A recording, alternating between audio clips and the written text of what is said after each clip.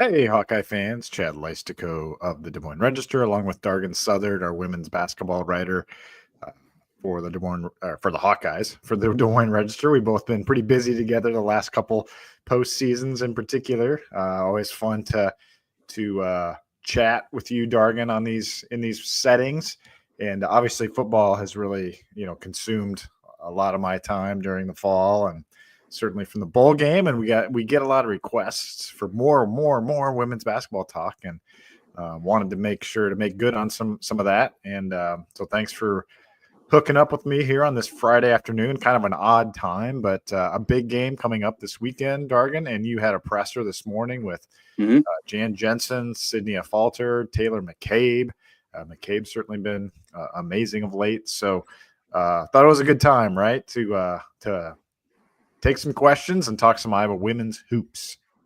Yeah, and conveniently, the Maryland game is the start of the second half of the regular season. So it's kind of a fitting time, a good time to get in here and assess what we've seen so far, which, for the most part has been pretty solid. I think if you asked, hey, is Iowa going to be in the position that it is in right now? If you had said that at the beginning of the year, I think that would have been pretty close to a best case scenario, so to speak. So I think there's a lot of, the whole, hey, everything's just going to fall off a cliff after Caitlin, that I think we've cleared that. But now it's just a matter of, can this team kind of mold itself into its most productive version as Big Ten play resumes and ultimately intensifies. And then obviously we get to the fun stuff in March. So, I think this team has done it in a way that certainly isn't, used to what everyone is seeing, just in the sense of, when you have a veteran team like Iowa had the last 2 years, 9 times out of 10, what you're getting when you show up to the arena. Caitlin was going to do her thing. 2 years ago, Monica was going to do her thing. Kate was going to, contribute in some way. And then, everything was just going to kind of come together. And that's, Iowa was going to win by 20 plus and call it a day. And so, everybody knew that wasn't going to be the case, but you still had to watch it unfold and digest it if you're a fan and, even if you're within this program.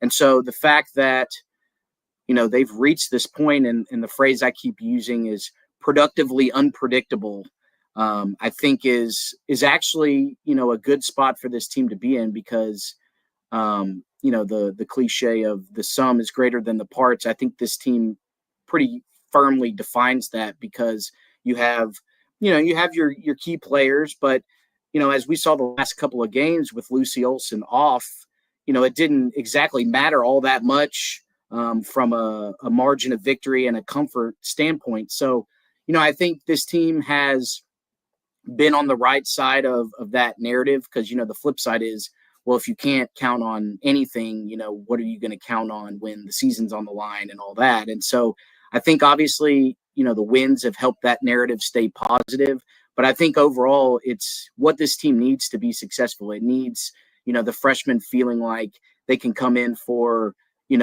a stretch or two in a pinch and not be overwhelmed, whether it's, a Taylor McCabe coming off the bench and closing things out for the last 7 minutes in Happy Valley. Everybody, the culture in place accelerates this, but I think for this team to find its most productive version, it needs to enhance exactly what it's been doing, and that's getting something from a little bit of everybody, to the point where, when you're scouting Iowa, the scout gets long and you have to worry about more people, and that, gets everybody more up to speed when the season is going to be on the line and these bigger opportunities are going to come. So, as much as it is, I'm sure frustrating, I'm sure it's even frustrating for Jan here and there to not know exactly what you're going to get each night, but more often than not, it's led to a win and it's been productive basketball. And I think, so far that's pretty much all you can ask for as Iowa, looks to kind of complete this transitional year into what's ahead. Yeah, I'm glad you brought up. There's so many topics I got from the text group that we want to dive into. So I tried to pull the best, or not the best, because you all submitted great questions. Okay, I tried to pick a variety. Okay, let's put it that way. A good, what do you call that? Like representation, I guess, of some of the questions that we got. So let's just kind of dive into them right now, and that way we'll circle back into all the key topics. Like I feel like if we just talk about the Penn State game, we'll just get into the topics that people are asking about. So here's one I wanted to start with because it was more of a comment, but I also felt like it was a pretty, like I kind of wanted to steal it for like a column idea. Maybe I will. Never know. For the Maryland game. But this text grouper says, just a general observation. The women are 23-3 over their last 26 games. Lots of people I see are nitpicking this team. They're progressing. That's a hell of a run. Hopefully the fans are enjoying it. The Iowa women are not a blue blood at this point, but they're a big national brand. Hopefully we'll see more as the 26 class takes shape. So it's not really a question, but more of like a, hey, let's kind of appreciate kind of where this program is right now, that we're at the nitpicking stage, I think. And, I think as I look at to kind of respond to that a little bit, Dargan, I mean, as I look at a 12-2 start, I mean, I kind of projected maybe this team would be around 21 wins this year, something in that range. And I mean, to be 12-2 so far, I think I wouldn't say best case scenario, but you've beaten Iowa State. That was a tough game. The Drake and UNI games, as everyone knows, neither one was a picnic. And they've won, they went on the road and won in the Big Ten in Penn State. They obviously lose Michigan State and Tennessee, but faced some adversity down in Cancun. Beat Virginia Tech and Charlotte. I mean, none of these have been easy with all the new parts. And so I do feel like that this team, we're going to get into some stuff that maybe where they can get better. But I think for what this team has, all the unknowns about it, I think 12-2 feels like a good spot to be in going into Sunday's game against Maryland. Well, not only that, the two games that they dropped were very winnable, at Michigan State and against Tennessee. So they've been competitive in every single game that they've played. Now, again, as we've noted, and we'll get into, the schedule hasn't been the most difficult to this part. And there's obviously, starting with Sunday, there's some big games coming up. February looks like a very daunting stretch, assuming that obviously the teams at the top will stay at the top, but kind of the mid section of the Big Ten offers some tough matchups in February. And so, I think like you said, the nitpicking stage does create a new reality of where this program is at, because, nitpicking about anything Iowa women's basketball 5 years ago would have been, not there. But I do think the one thing that this team has earned from the last two runs, I've been kind of observing throughout the year, what exactly from the last two runs is carrying over to this year, because obviously, there are some players that were on it. They got a lot of high-end experience. So what is carrying over? And I think one thing is, this team has earned the benefit of the doubt that it will find its best product, when the season intensifies. And so, maybe other programs in the athletic department currently don't have that benefit of the doubt. And you're seeing, when results are kind of on the fence, which way people lean. And so, I think that, and especially in the sport of college basketball, it's a marathon from start to finish. And, the results in December can sometimes be indications of what you're going to see and sometimes not. So I think, it would be hard for me to come up with a reasonable scenario where this team, is done better than what it has. And in that sense, it still is playing winning basketball, even though it's looked a little differently. And so I think I feel like the defense is better for sure. You could say, yeah, definitely. And so that's kind of part of it is, they've found a way to win, even if it's been a little off script. Right. And I think that helps with that benefit of the doubt that I feel like they've earned to figure things out fully down the stretch here. Yeah, I mean, I'm looking at this guy. I read so Dargan you do the power rankings for like all of Gannett, right? The women's basketball power rankings. Big Ten women's basketball, yeah. Yeah, Big Ten women's. And obviously Iowa has faced the last two games, Purdue and Penn State. I think 14 and lower, right? In the in the Dargan power ranking. And the next several games, I mean, correct me if I'm wrong, but So you're home against Maryland Sunday, then at Illinois. Actually, I don't know. How good is Illinois this year? So I was surprised. That's actually, as it stands right now, I don't know who Illinois plays between now and then, but that would be a quad one opportunity. Okay. So Illinois, with it being on the road, Illinois, I think their net just sneaks in there to be a quad one. And then you're home against Indiana, home against Nebraska, at Oregon, at Washington.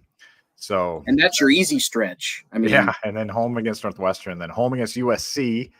That's the Caitlin Clark jersey retirement day. So, you really just can't start counting up wins like you kind of were already. Is all I'm saying. Like it's about to get a lot tougher. So, absolutely, we're not crowning these young women yet. And if you look at, obviously USC, UCLA, I'd say Maryland and Ohio State have, there's some hierarchy within those four, but those four have kind of separated themselves. But behind them, I looked at it this morning, you have 9 Big Ten teams ranked between 20 and 40 in the net. And you have 9 Big Ten teams that are seeded in Charlie Cream's bracketology that came out today, which how much you want to put stock in early January bracketologies is up to you. I put very little, but it does indicate that there's 9 teams right now seeded between a 5 and an 11 seed in the Big Ten. So there's a lot of log jam that Iowa can kind of surface above and feel like, it's within striking distance of that top tier, or it can kind of sink and be more in the middle of that. And so a lot to be determined, certainly in the games ahead. Okay, so this is from the text group, but then they ask you the question. So is Dargan concerned about Olson's performance the last 2 games, and is it time to move Taylor McCabe back into the starting lineup? I know you got to talk to Taylor this morning, and Lucy Olson's box scores haven't been amazing the last 2 games. I mean, she had 11 points on 4 for 12 shooting in her Pennsylvania homecoming, and then of course against Purdue last week while I was in Nashville, she had 6 points and 6 assists, 3 for 10 shooting. So concern level there. Obviously, she had 21 against UNI in the last game we covered together. So, she looked great last time I saw her in person. But and then about Taylor McCabe. I mean, she has been playing really well. Obviously, coming off the bench. Should she kind of replace Kylie Feuerbach in the starting lineup at this point? Yeah, I think with Lucy, it's not super concerning just because she is a veteran and she, has played a lot of college basketball. And, inevitably, the one thing that with Caitlin Clark that kind of slid under the radar was there was never like a slump of any sort. Like she never had, she only scored 15 for 3 straight games. Like none of that happened. And that is obviously like completely unrealistic. And so, it's inevitable. Yeah.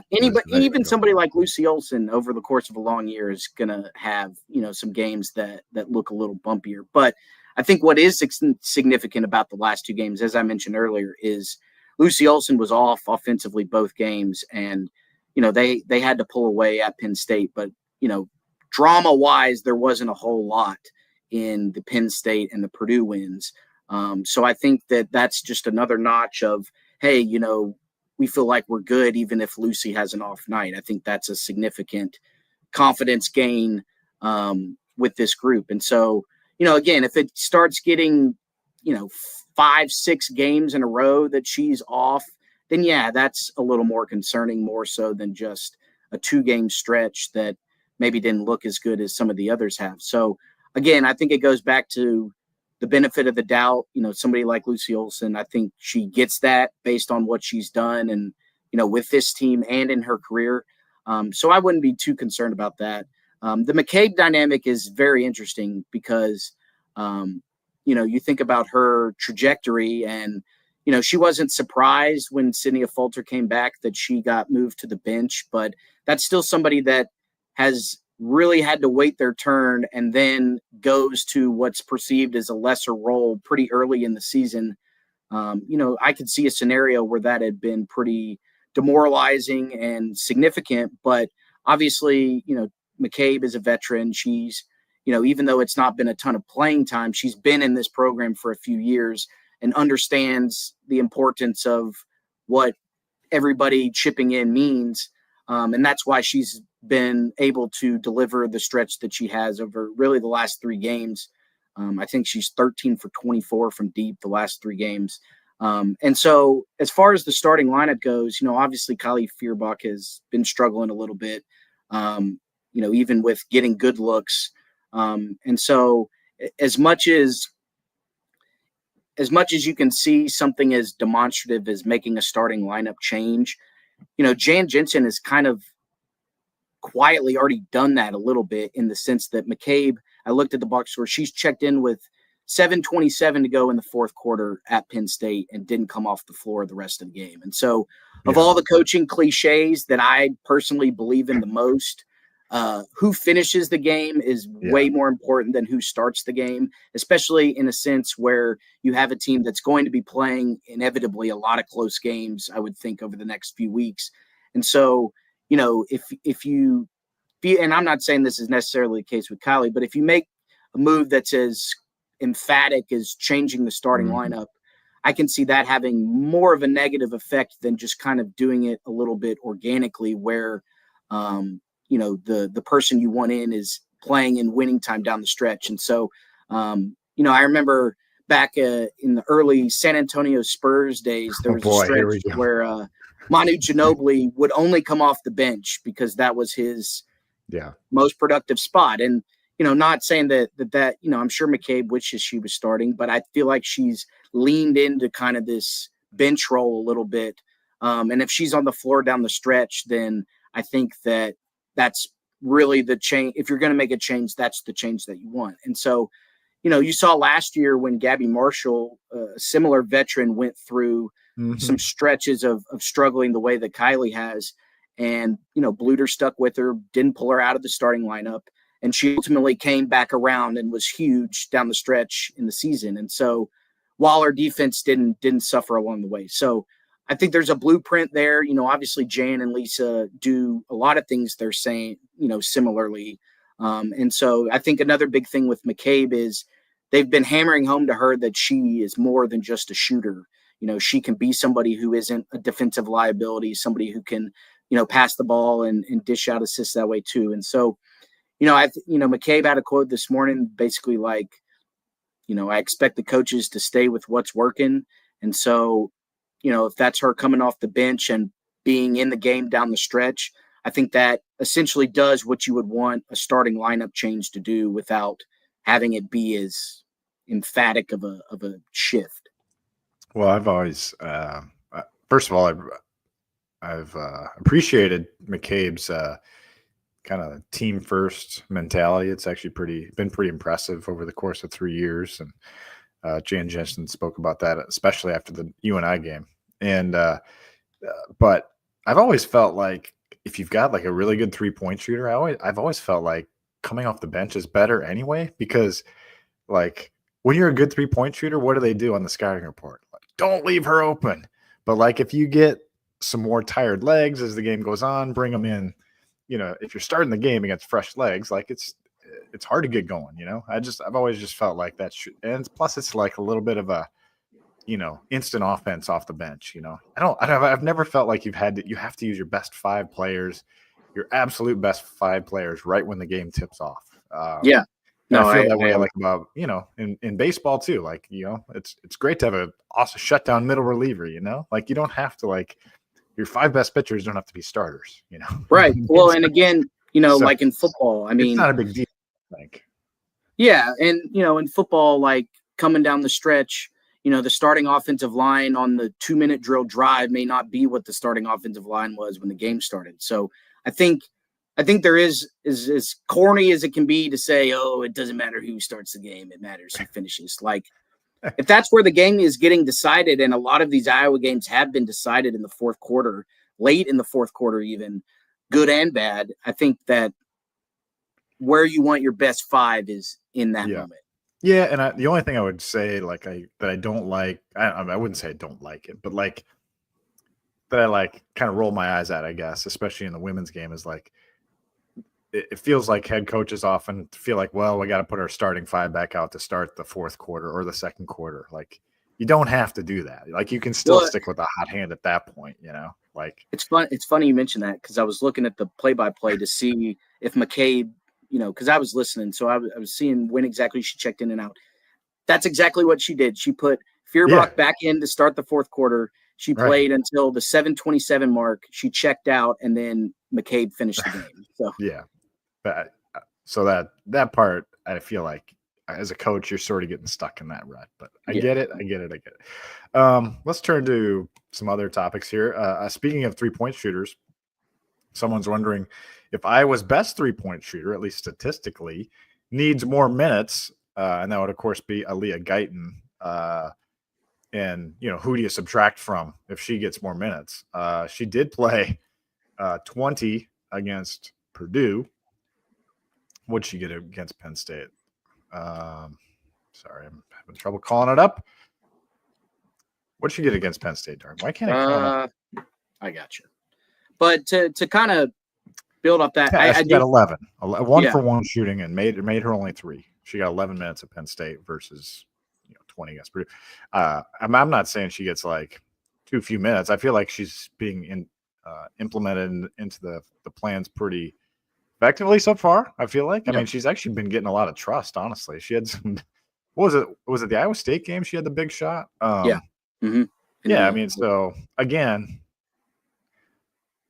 who do you subtract from? I mean, Olson probably, right? And so you don't really want to do that too often. No. It seems like they add up to 40 usually, somewhere in there. Yeah, I feel like she's definitely probably at the top of the list that you could see roles expanding as, the next few weeks wear on. Another thing is, she obviously hasn't shown any issues coming back from her ACL tear, but I know at least early on, right when she was coming back, there was some concern about, dumping a full workload on her right away. But that is definitely somebody who, you can envision a scenario late in the season where, Olson's in foul trouble or something like that. And, all of a sudden you have Guyton running the show in crunch time. And so you saw a little bit of those training wheels come off against Purdue because the freshmen had big, pretty extended stretches together, without, with the game not being 30 points, 30-point deficit, or 30-point lead. So I think there's definitely room in this offense and in this rotation for her to grow. And I'd put her at the top of the list in terms of most intriguing pieces in the weeks ahead. Yeah, and I feel like a couple times in the last few games, Jensen's gone with Lucy Olson and the 4 freshmen, hasn't she? Hasn't she had that lineup out there a couple times? So I like that kind. I mean, so they do. She does play Guyton and Olson together just a little bit, but it's a good way to get those players, those newcomers experience. And of course, let's not forget about Callie Levine. She's in that class too, but obviously the 4 other freshmen are the ones that are playing right now.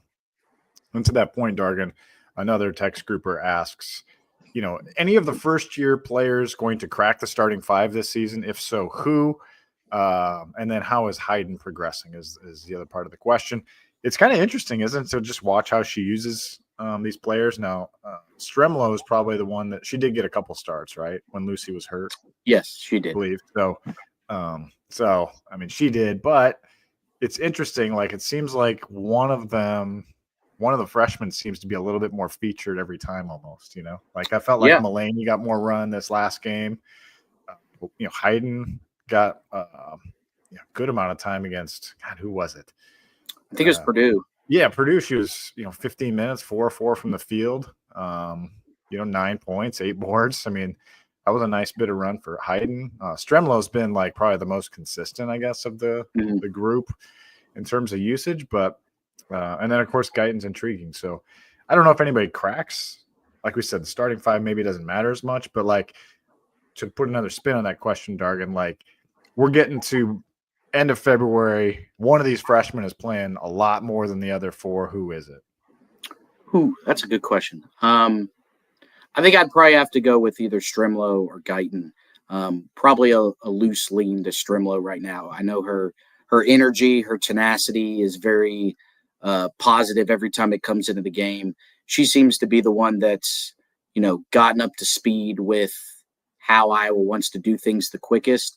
And so, again, I think there's definitely a scenario where you look up in a big game and for one reason or another in the last 5 minutes, Taylor Strimlow's on the floor, tasked with bringing it home. And so, I think that's what each little bit of these freshman progressions is building toward, because, take last year, for example, Molly Davis tears her knee up the last game of the regular season going into the Big Ten tournament. And obviously Sydney Falter's transition in the starting lineup was pretty flawless, but if she's not at the point where she needs to be mentally, then maybe that transition isn't as flawless. And so, I think you could definitely see a scenario where, if somebody gets dinged up, if, again, foul trouble, whatever, like there's a lot of confidence in the reinforcements that are behind kind of what is, the core starting lineup. And so I think what's interesting is a lot of it isn't necessarily scripted. I think Jan Jensen has done a good job of kind of feeling out each game and seeing what direction it goes. And so I think that allows all the freshmen to kind of be mentally ready for an extended opportunity whenever it comes, because, I think the trust with those four is growing each game. Yeah. And, eventually the competition's getting higher though too. So right. So but does the trust go back down a little bit? Yeah. That's well, kind of been that's Jan's inclination so far in these tense, tight games. Like, she's definitely rolled with the veterans, down the stretch in all pretty much, most of the close games. So that's not surprising to see. But there is some give and take with, how do you get somebody high-end experience without putting them in there and having them figure it out. And so in the moments when Iowa has done that with its freshmen, it's been pretty productive. And so I think that there's a lot of optimism that in 2 months from now, that unit is even further along than it is right now. Right. Should go back and look at like Hannah Stolke's freshman year just to kind of see when the light bulb kind of clicked for her. That would be a good little exercise. But I do remember her, I think it was about the Ohio State game that year. Is that right? Mm-hmm. Where she kind of started taking off. And I don't know, just watching these players, I feel like they just look more comfortable to me. Like I was just watching, the one I'm highest on probably for this season, I would probably say Tegan Mulaney's still got the best upside to help a lot this season if she gets her 3-point stroke rolling. I liked what she did the other day against Penn State. So I could see her, if they want to go small, put her at the 4 and Stolke at the 5 and have a pretty effective scoring lineup out there. And then I don't know. I just feel like they're all getting more comfortable. And if you asked me this before the season, I probably would have said Ava Hayden, like no question. Yeah. And she might be not that she's like disappointed in any way. I wouldn't say that at all, but just the fact that Addie O'Grady has been much better than we expected overall has limited the need for Ava Hayden to be relied upon for like insane amount of minutes. So I think the competition at that position has been stronger and more intense than even we thought it would be. I think we kind of thought that Ava would just kind of take that role. But I think Addie O'Grady having a good year has helped Ava Hayden too. So I think it's been a beneficial battle between those that seems to be continuing. Yeah. I guess related. I don't know. Who do you see as the best 5 players on the team right now? Like what's the best lineup that Jan Jensen can put on the floor right now, would you say? I guess it would have to be situationally, do you need more offense? Do you need more defense? But I think the 5 that closed out at Penn State, I feel like that's probably where the trust is the strongest right now. There's opportunity. The one thing that is different, there's a lot of things that are different, but you knew last year that there was the ceiling was only so high for the role players to kind of make an impact, Caitlin and the starting 5 and all that. But this year, there's so much opportunity for anybody who hasn't done what they've wanted to do to this point. And so, I think right now, again, it's the 5 that closed out Penn State, the starting 4 plus McCabe. But that could change. I think that's part of the intrigue of this year is a lot of it's been good, but a lot of it's been, as I said, unpredictable. And so, I think the more weapons you have trust in the better, given that you're going to need a little bit from everybody, throughout this Big Ten season. But right now, I'd say the 5 that closed it out at Penn State.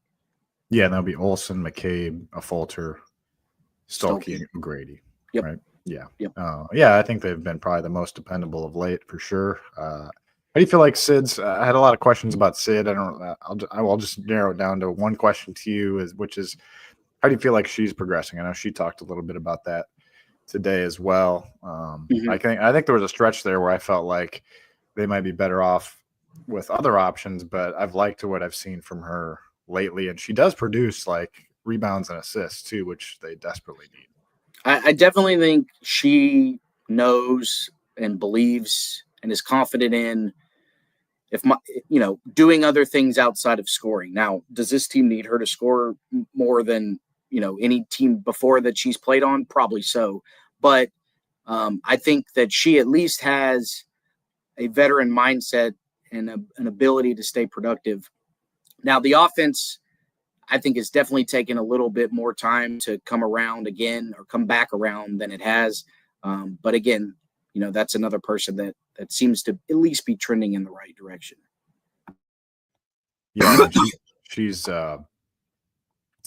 only averaging 6.5 points per game. That's a lot lower than I would have expected coming into the season. I thought she'd probably be like 11, maybe 12, perhaps, something like that. I mean, some people are saying like she might be the leading scorer. But O'Grady's been good, 13.5. Olson's still leading, 16.9. Hannah's at 13.6. How about that crazy game against Purdue where they had like 8 players with at least 8 points or something? So I looked this up. It's like Hawkeyes put one player in double figures in the win. Yeah, that was the lowest leading scorer that Iowa had in a game since I think it was November of 2015. Oh wow! So some funny things about that. The leading scorer that day with 12 points was Tania Davis, who is on the bench. But the most jarring thing was that was a game against UT Martin where Iowa scored 62 points. So to only have somebody lead with 12 points and be the only double-digit scorer, but score in the high 80s, I mean, that was just – it was crazy. I wanted to dig even further into the archives to see, the last time that Iowa had one double-digit scorer and scored 80-plus points, but then maybe with Caitlin, perhaps. It didn't perhaps, yeah, maybe.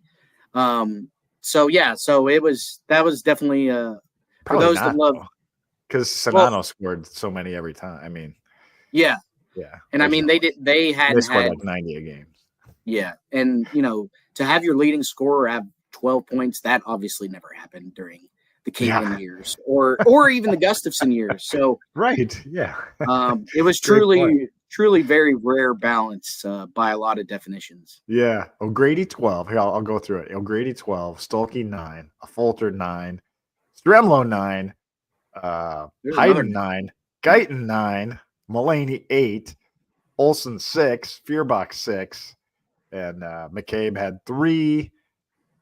And then Jimfy and Ediger chipped in a bucket apiece for 2.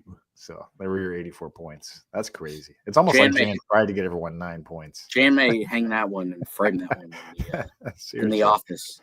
Well, let's just talk before we don't want to go an hour probably, but we could. But let's talk about this matchup against Maryland. I was asking you what you thought the line would be. And you said that would be a tough one. So what are you thinking now? Maryland's undefeated, right? Top 10 in the country. They have, they've not played the toughest schedule. They do have one really nice win over Duke.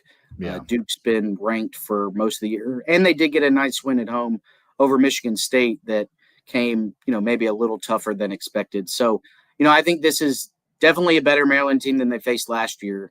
I think this is more of your quintessential Brenda Freeze teams. Cheyenne Sellers, obviously the headliner, but this is a very portal-heavy team that has come together pretty nicely. So, the home factor is hard to decipher, but I'm going to stick with what I said earlier. I'm going to say Maryland minus 2.5. Ooh, that's tough. That's a tough one. I think I would lean Iowa in this one just because home crowd. They do get a lot of love from Vegas for home games. That's for sure. Yeah. I feel like their defense is still underappreciated a little bit. That was big in that Penn State game. I mean, Penn State's not like the world's greatest team, but they did kind of shut them down there in the fourth. Held them to 13 points. Very impressive. Looking at Maryland's results, I mean, that's the similar team that they played. Well, I guess they played Purdue as well. They only won by 9 at Purdue, and they only beat Michigan State at home by 6. And you look at that Michigan State game that Iowa lost in East Lansing. I mean, that was one of the worst games Iowa played. That was the one that you felt like, that one they could bite you like toward Selection Sunday a bit, just because they had it. They were up 9. The Tennessee one I wasn't necessarily expecting, and they just 30 turnovers. You're never going to win, but anyway. Tennessee's not bad. So yeah, right. So Maryland is on a neutral floor. So Maryland is 13-0 here. So it'll be a big game. Lisa Bluter being honored at halftime. You were telling me a funny story before we went live here about that. Yeah, so Jan was talking today. Apparently the marketing team was having a little trouble convincing Lisa Bluter that she needed to be honored at halftime. Jan reported that Lisa was like, "Yeah, I might be busy that day. I don't know." And so the marketing team said, Jan, we need you to bring this one home. And so Jan apparently talked to her good friend of many, many years and said, "Hey, you're going to do this. You're going to get honored." And so she's doing it. Bossing Lisa around. Yeah. Showing who's running the program now. But yeah, we've come to expect these pretty absurd environments inside Carver.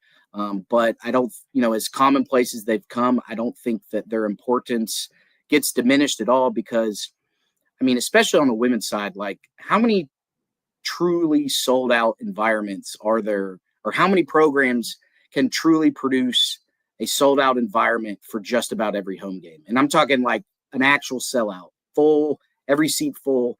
Maybe South Carolina, maybe UConn. I'm not that familiar, but it can't be more than a handful. And so even a seasoned team like Maryland, coming in here with the house packed and all that, I think it takes everybody an adjustment to get used to playing in Carver with what they've created there. Maybe Iowa should keep Mark Gronowski in town until Sunday at 5 p.m.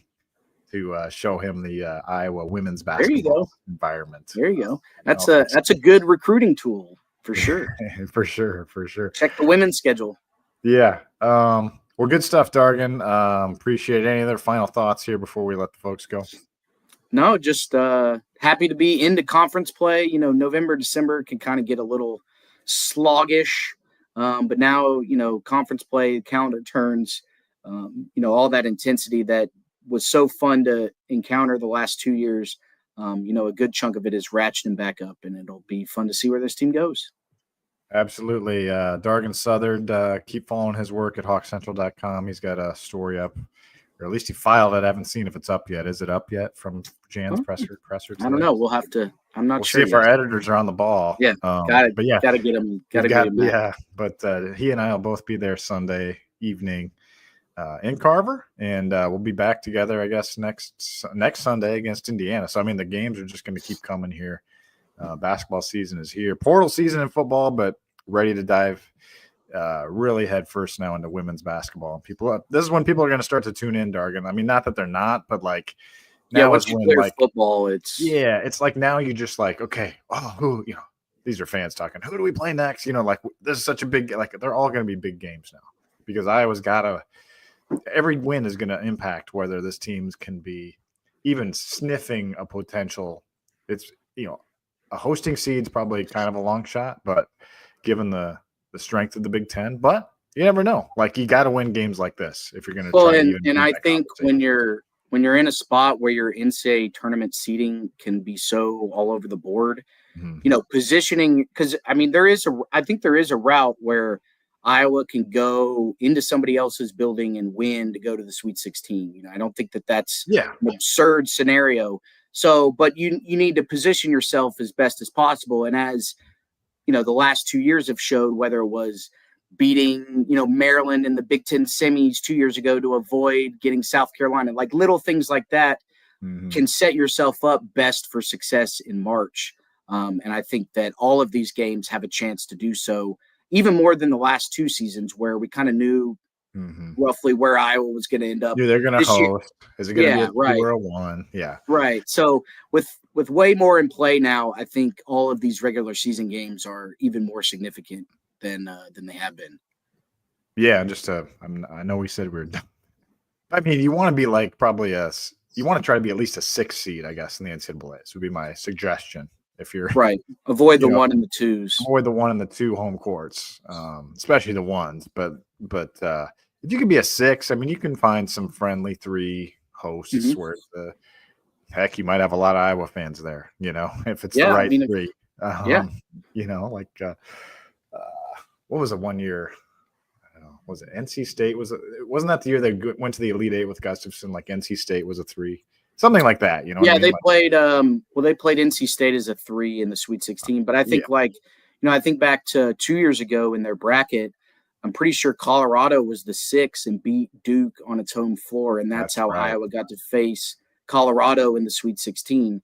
And obviously at the top of the bracket, I believe it was Stanford lost on its home floor to Miami, the 8. So I think that is one of the things about the women's NCAA tournament that I do think is helping its popularity is, before, if you're an 8 seed, like you're not going to go to a 1 and win. Right. Like that would never happen. And so now, it's still more likely on the men's side, but it's becoming more possible. So these teams in the 5, 6, 7 range can feel like they can get to the second weekend without something completely absurd happening. Yeah. Anymore, at least, maybe outside of like a South Carolina or whatever, but like there are upsets. And so if you can get to be like a 6 seed, like you mentioned, Colorado or something, maybe you can sneak your way into the, Sweet 16, Elite 8. It's not impossible. So anyway, these games matter. Dargan and I'll be there Sunday. Thanks for tuning in to our Hawk Central Special Edition podcast. And I'm sure if Mark Gronowski commits to Iowa sometime, I'm sure emergency Tyler and I'll we'll throw with Dargan producing, of course, we'll throw an emergency pod together. So thanks for joining us. Chad Leistikow, Dargan Southard, HawkCentral.com. Talk to you soon.